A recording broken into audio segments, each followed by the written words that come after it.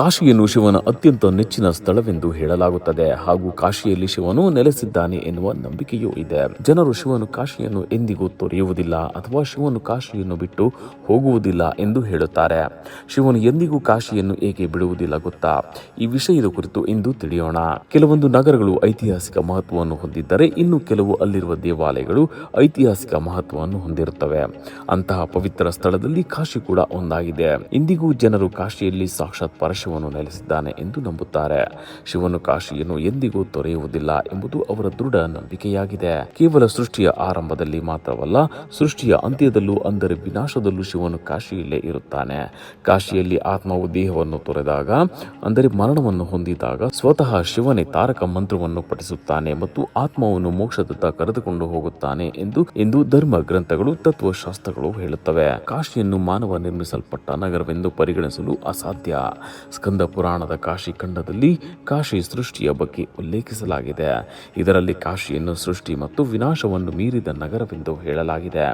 ಬ್ರಹ್ಮಾಂಡವು ಸೃಷ್ಟಿ ಮತ್ತು ವಿನಾಶದ ಚಕ್ರಕ್ಕೆ ಒಳಗಾಗಿದೆಯಾದರೂ ಕಾಶಿಯು ಇದೆಲ್ಲವನ್ನು ಮೀರಿದೆ. ಹಾಗಾಗಿ ಕಾಶಿಯು ಉಳಿದೆಲ್ಲ ಪವಿತ್ರ ನಗರಗಳಿಗಿಂತ ಭಿನ್ನವಾಗಿದೆ. ಶಿವನು ಕಾಲಾತೀತ ಪ್ರಜ್ಞೆಯನ್ನು ಪ್ರತಿನಿಧಿಸುವುದರಿಂದ ಜನನ, ಮರಣ, ಪೂಜೆ, ಕರ್ತವ್ಯ ಎಲ್ಲವೂ ತಾತ್ಕಾಲಿಕ ಎಂಬುದನ್ನು ಕಾಶಿಗೆ ಅರಿವಿಗೆ ತರುತ್ತದೆ. ಕಾಶಿಯಲ್ಲಿ ಶಿವನನ್ನು ಬ್ರಹ್ಮಾಂಡದ ಅಧಿಪತಿಯನ್ನಾಗಿ ವಿಶ್ವನಾಥನಾಗಿ ಆರಾಧಿಸಲಾಗುತ್ತದೆ.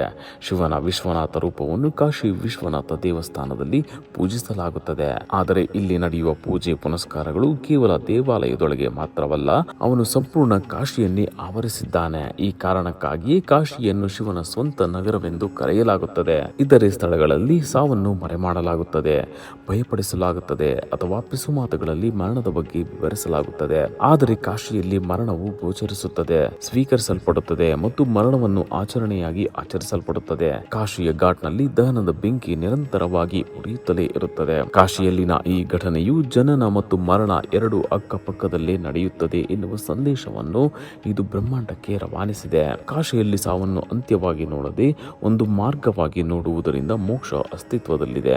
ಕಾಶಿಯಲ್ಲಿ ಸಾಯುವುದು ಆತ್ಮವನ್ನು ಪುನರ್ಜನ್ಮದ ಚಕ್ರದಿಂದ ಮುಕ್ತಗೊಳಿಸುತ್ತದೆ ಎಂದು ಧರ್ಮ ಗ್ರಂಥಗಳು ಹೇಳುತ್ತವೆ. ಕಾಶಿಯಲ್ಲಿ ಮರಣ ಹೊಂದುತ್ತಿರುವವರ ಕಿವಿಯಲ್ಲಿ ಶಿವನು ತಾರಕ ಮಂತ್ರವನ್ನು ಪಿಸುಗುಟ್ಟುತ್ತಾನೆ ಎನ್ನುವ ನಂಬಿಕೆಯೂ ಇದೆ. ತಾರಕ ಎಂದರೆ ದಾಟಲು ಸಹಾಯ ಮಾಡುವುದು ಎಂಬುದಾಗಿದೆ. ಈ ತಾರಕ ಮಂತ್ರವನ್ನು ಸಾರ್ವಜನಿಕವಾಗಿ ಎಲ್ಲಿಯೂ ಕೇಳಲು ಸಾಧ್ಯವಿಲ್ಲ ಹಾಗೂ ಜೀವಂತ ವ್ಯಕ್ತಿಗೆ ಈ ಮಂತ್ರವನ್ನು ಹೇಳಿಕೊಡಲು ಆಗುವುದಿಲ್ಲ. ಆತ್ಮವು ಅಹಂಕಾರ ಮತ್ತು ಬಾಂಧವ್ಯದಿಂದ ಮುಕ್ತವಾದ ಅಂತಿಮ ಕ್ಷಣದಲ್ಲಿ ಶಿವನು ಈ ಮಂತ್ರವನ್ನು ಪಠಿಸುತ್ತಾನೆ. ಅದು ಅನುಗ್ರಹವನ್ನು ಅವಲಂಬಿಸಿರುತ್ತದೆ. ಮಂತ್ರವು ಆತ್ಮವು ಅದರ ನಿಜವಾದ ಸ್ವರೂಪವನ್ನು ನೆನಪಿಸಿ ಶುದ್ಧ ಜ್ಞಾನವನ್ನು ಪ್ರತಿನಿಧಿಸುತ್ತದೆ. ಶಿವನು ಎಲ್ಲೆಡೆ ಕಾಣಿಸಿಕೊಳ್ಳುವ ದೇವನಾಗಿದ್ದರೂ ಅವನು ಕರುಣಾಮಯಿ. ಎಲ್ಲ ಭಕ್ತರನ್ನು ಒಂದೇ ರೀತಿಯಲ್ಲಿ ನೋಡುವವನಾಗಿದ್ದರೂ ಅವನು ಕೇವಲ ಕಾಶಿಯಲ್ಲಿ ಮಾತ್ರ ಏಕೆ ತಾರಕ ಮಂತ್ರವನ್ನು ಪಠಿಸುತ್ತಾನೆ ಎನ್ನುವ ಪ್ರಶ್ನೆಗೆ ಉತ್ತರವು ಹಿಂದೂ ತತ್ವಶಾಸ್ತ್ರದಲ್ಲಿ ಈ ಪವಿತ್ರ ಸ್ಥಳವನ್ನು ಹೇಗೆ ಅರ್ಥ ಮಾಡಿಕೊಂಡಿದೆ ಎಂಬುದರ ಮೇಲೆ ನಿಂತಿರುತ್ತದೆ. ಕಾಶಿಯನ್ನು ಕ್ಷೇತ್ರ ಎಂದು ವಿವರಿಸಲಾಗಿತ್ತು. ಇಲ್ಲಿ ಕರ್ಮ ದುರ್ಬಲಗೊಳ್ಳುವುದು.